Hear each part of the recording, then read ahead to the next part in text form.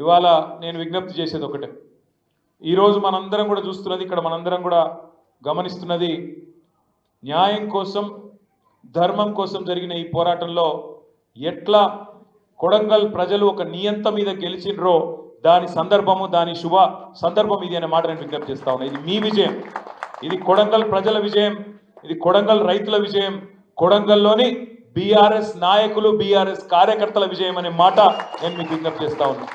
ఇవాళ టెక్నికల్గా సాంకేతికంగా రేవంత్ రెడ్డి కొడంగల్ ఎమ్మెల్యే కావచ్చు, రాష్ట్రానికి ముఖ్యమంత్రి కూడా కావచ్చు, కానీ ఒకటి మాత్రం వాస్తవం, ఇలా కొడంగల్లోని ఏ ఊరిలో రేవంత్ రెడ్డి గారు సెక్యూరిటీ లేకుండా తిరిగే పరిస్థితి లేదు అనే మాట కూడా 100% వాస్తవం.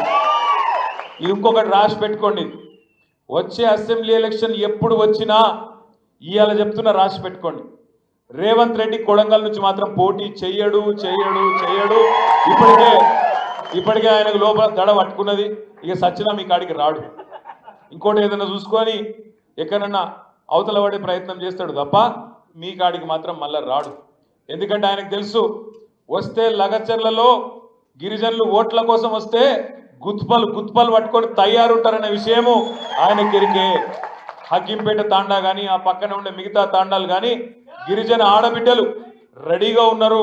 మరి మళ్ళొక్కసారి సేవాలాల్ మహారాజ్ను యాడ్ చేసుకొని, తాను నాయక్ను యాడ్ చేసుకొని పోరాటానికి సిద్ధంగా ఉన్నారనే విషయం రేవంత్ రెడ్డి కూడా తెలుసు.